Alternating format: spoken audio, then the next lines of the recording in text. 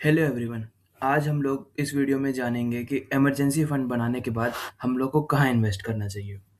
Debt mutual fund, equity mutual fund में, index fund में, PPF में डालना चाहिए, रियल एस्टेट में डालना चाहिए, गोल्ड में डालना चाहिए। हम ऑप्शंस बहुत सारे हैं, तो कहाँ इन्वेस्ट करना चाहिए।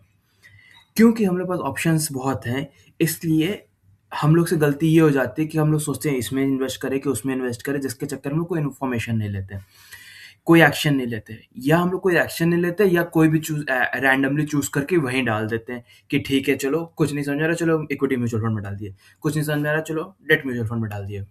तो इस तरह से हम लोग कहीं पे भी डाल देते हैं रैंडमली चूज करके, क्योंकि बहुत ऑप्शन है। यहाँ पे क्या होता है, दो एक्सट्रीम्स आइडेंटिफाई सामने आते हैं।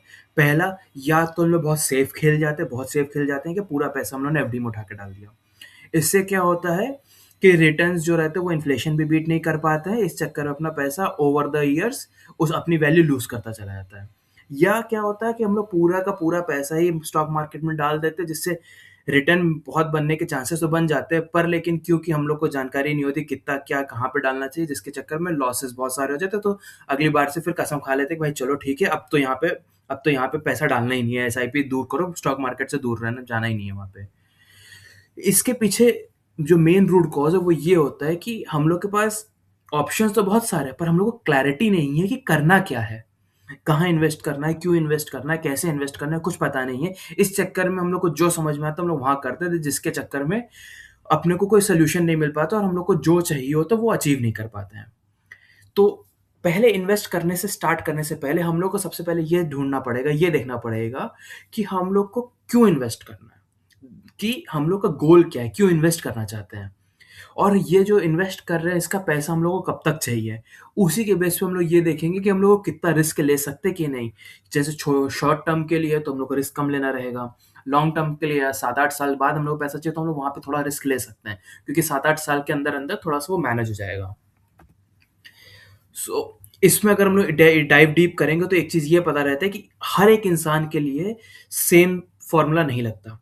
किसी को कम रिस्क वाला पोर्टफोलियो बनाना रहता है, क्योंकि उसके जो रिक्वायरमेंट है उसको 2 साल में चाहिए, 3 साल में पैसा चाहिए, तो उसको कम रिस्क लेना पड़ेगा, क्योंकि मार्केट में डाल दिया, उसको मार्केट नीचे गिर गया तो वो पैसा भी उसको काम नहीं आएगा।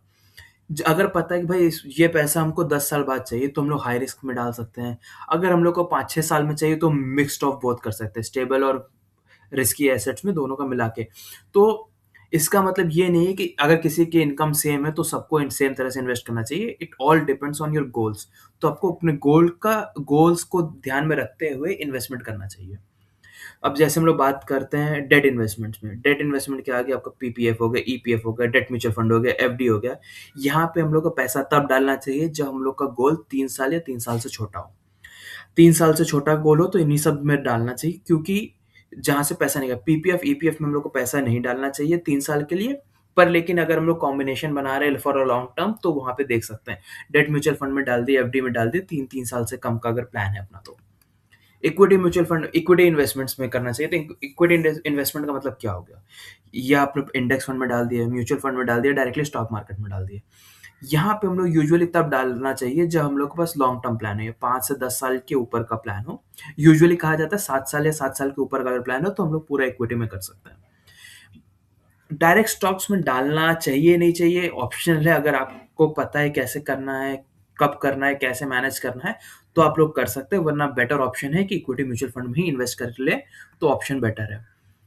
गोल्ड में कब करना चाहिए, गोल्ड का काम को है, गोल्ड का काम सिर्फ और सिर्फ डाइवर्सिफिकेशन प्रोवाइड करना, गोल्ड ग्रोथ के लिए नहीं होता। गोल्ड का सिर्फ है कि इन्फ्लेशन के अगेंस्ट हेज माना जाता है, कि मान लीजिए अगर जब यूजुअली देखा गया है कि गोल्ड तभी बढ़ता है जब स्टॉक मार्केट नीचे जा रहा हो, तो आपके पोर्टफोलियो सिर्फ और सिर्फ स्टॉक मार्केट का है, और मान लीजिए कोविड जैसा सिनेरियो आ गया तो आपका पोर्टफोलियो 40-50% डाउन दिखेगा। जब 50 आपका पोर्टफोलियो 40-50% डाउन दिखेगा तो आपको एंग्जाइटी होने लगेगी, फालतू में अनकंफर्टेबल फील होने लगेगा। तो इसीलिए वो डाउनवर्ड ट्रेंड को प्रोटेक्ट करने के लिए हम लोग थोड़ा सा गोल्ड का एलोकेशन करते हैं, ताकि वो अपना जो पोर्टफोलियो, मान लीजिए कभी इस तरह का कोविड जैसा सिनेरियो है तो हम लोग का पूरा पोर्टफोलियो ये 40-50% डिप ना दिखे। रियल एस्टेट में कब करना चाहिए, रियल एस्टेट का तो सिंपल सा है। रियल एस्टेट में कभी भी सबसे पहले पैसा नहीं डालना चाहिए। रियल एस्टेट क्योंकि लिक्विडिटी लो रहती है और उसमें अपफ्रंट बहुत ज़्यादा कैपिटल चाहिए रहता है। तो ये अगर आपके पास सफिशिएंट स्टॉक मार्केट में मतलब सफिशिएंट म्यूचुअल फंड हो गया, एफडी हो गई या बाकी सारी चीज़ों सबका हो रहा है, तो इसको भी as a sort of diversification tool लेना चाहिए।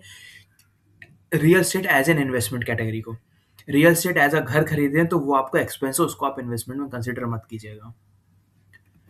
अब आते हैं आइडियल एलोकेशन क्या कहते हैं। यूजुअली पोर्टफोलियो अगर आपको बनाना है 60-70% आप इक्विटी रख सकते हैं, 20 से 30% आप डेट फंड में रख लीजिए, गोल्ड में 5 से 10% रखिए फॉर डाइवर्सिफिकेशन। तो इस तरह से रहेगा तो आपको ओवरऑल पोर्टफोलियो मेंटेन रहेगा। अगर आपको गोल्ड बेस्ड इन्वेस्टिंग नहीं करनी है, ओवरऑल आपको सिर्फ पोर्टफोलियो बनाना है, तो उसके लिए this is the ideal portfolio scenario जो आप रख सकते हैं अपने लिए। कैसे स्टार्ट करें? सिंपल तरीका, एसआईपी चालू कर दीजिए म्यूचुअल फंड में, ऑटोमेटेड हो जाएगा मंथली के बेसिस पे, तो आपका वो हो जाएगा। तो इसमें क्या रहेगा, आपकी कंसिस्टेंसी पे ज़्यादा रहेगा।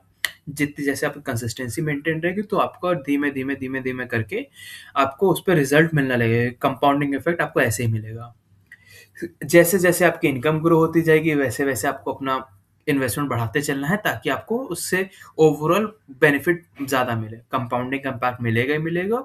और आप जितना भी पैसा डालेंगे वो आपका फ्यूल की तरह काम करेगा। जितना ज़्यादा फ्यूल डालेंगे उतना ही तेज़ वो भागेगा।